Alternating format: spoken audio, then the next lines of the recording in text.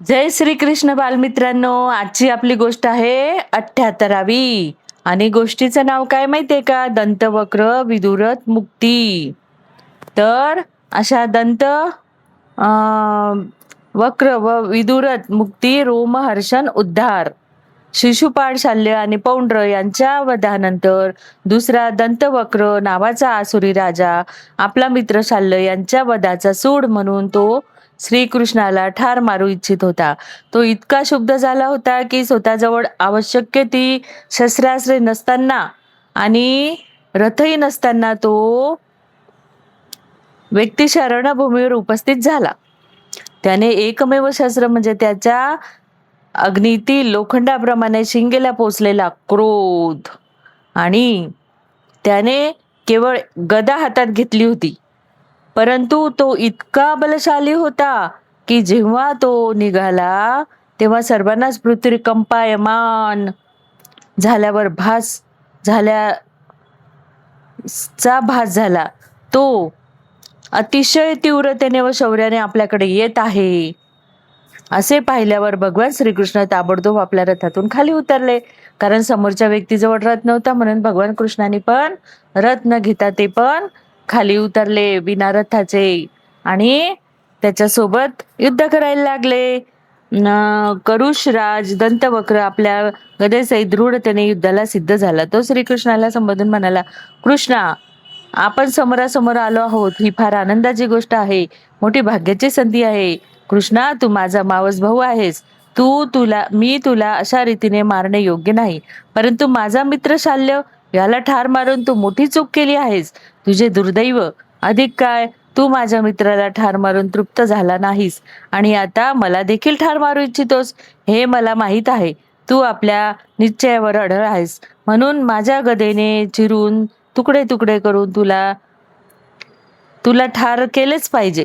कृष्णा, तू माझ्या नातेवाईक असूनही मूर्ख आहेस. तू आमचा कट्टर शत्रू आहेस आणि म्हणून शस्त्रक्रिया करून शरीरावरील गंड जसा कापून काढला जातो त्याप्रमाणे आज मी तुला ठार करेल. आणि मग या दोघांचं खूप युद्ध जमलं. दंतवक्र आणि विदुरथ यांना ठार मारून अखेर श्रीकृष्णाने आपल्या नगरीत प्रविष्ट झाले. श्रीकृष्णाशिवाय अशा बलवंतांना ठार करणे कोणालाही शक्य नसते. तर अशा या दंतवक्राला आणि विदुरथ याला विदुरथाच्या शाश्वत तीव्र गतीने चालला होता आणि आपल्या भावाच्या मृत्यूचा सूड घेण्यासाठी तो देखील ढाल तलवारीनिशी श्रीकृष्णासमोर आला. त्याला श्रीकृष्णांना तात्काळ ठार करायचे होते. तर अशा या श्रीकृष्णांनी सुदर्शन तीर्थ, विशाल तीर्थ, बद्री ब्रह्मतीर्थ आणि चक्रतीर्थ यांना भेट दिली.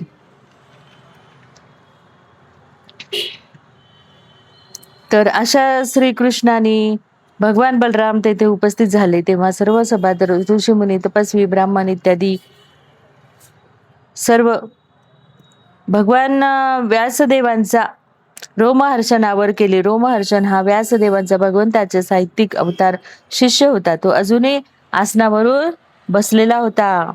म्हणजे तो व्यासदेवांचा शिष्य होता, ब्राह्मण नव्हता, पण तरी पण तो वेदांचा अभ्यास केल्यामुळे त्याला व्यासपीठ दिलं होतं.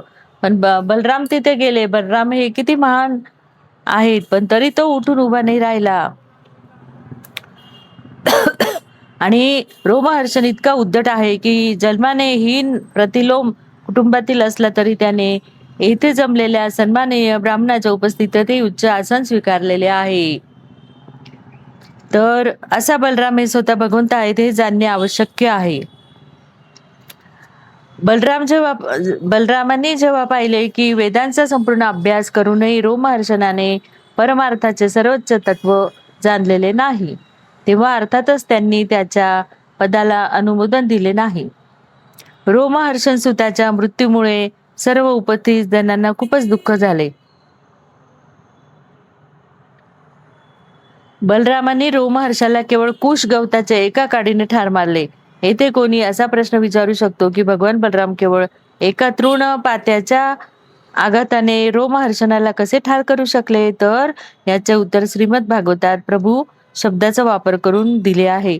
भगवंत नेहमीच दिव्य आहेत आणि ते सर्वसमर्थ असल्याने प्राकृतिक व नियम व तत्त्वे यांच्या बंधनात नाही आणि स्वेच्छेने काहीही करू शकतात.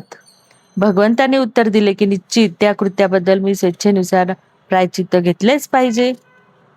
आणि मग ते बलराम तीर्थयात्रेला गेले. त्यांनी तीर्थयात्रा केली.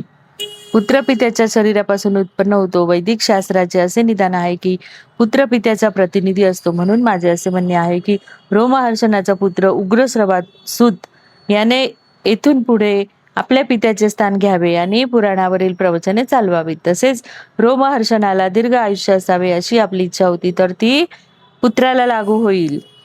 आणि उपस्रवा यामुळे आरोग्य संपन्न शरीर, अखंड दुःखरहित असे दीर्घ आयुष्य, पूर्ण शक्ती अशी आपण देऊ.